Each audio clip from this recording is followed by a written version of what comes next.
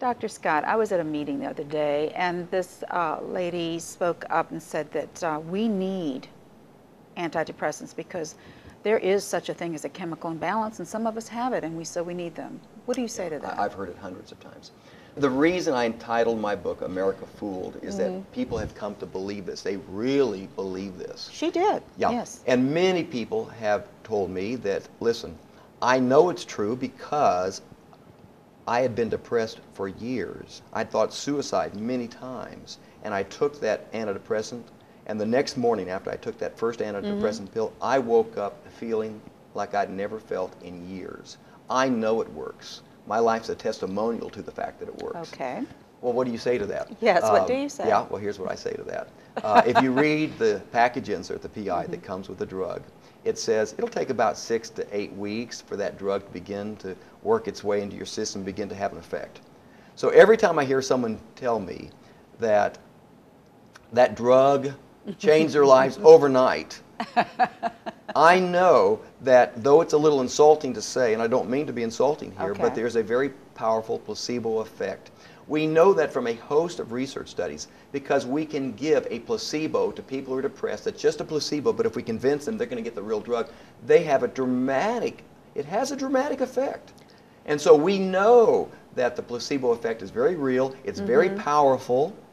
I don't mean to be insulting again, but that's what's going on. People have a very strong reaction to even a sugar pill.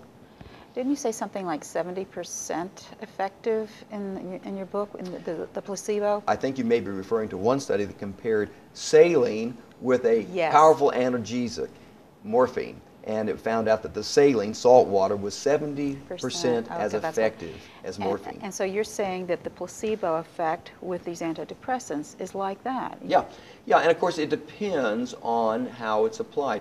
For example, a pill is not as effective as a shot. You give someone a shot, that's going to have a greater impact, placebo impact, than a pill. We know a large pill is more effective than a small pill. We know that a pill with a manufacturer's name on it is more effective than one that does not have a name because it looks more real. We know that a pill given by a person wearing a white lab coat is more effective than one given by a person not wearing a lab coat. And on and on and on it goes. We have a lot of research on placebos, and we know they're very real. The effect is very real and very powerful. And so that's what's going on. And it's not that this chemical imbalance is immediately corrected. Yeah. The only way to know is to do a double-blind study using a placebo. And properly, if you really want to do it right, you use what we call an active placebo. A placebo, we simply mean a sugar pill. An active placebo is a sugar pill with a little bit of an ingredient in there to, for example, dry out the mouth. If an antidepressant dries out the mouth, it does. Let's give a sugar pill that's nothing other than a sugar pill and a little bit of chemical to dry out the mouth. Now let's compare the results.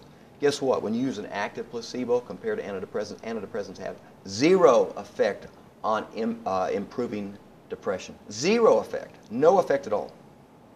As compared to a placebo? As compared to a placebo that has an active ingredient in it. None. And even when you compare placebos that don't have an active ingredient to antidepressants, the effect is so small you can't believe it. In fact, you have a number of studies that have found the placebo outperformed the antidepressant. The effect is so small you're going to have some going each way.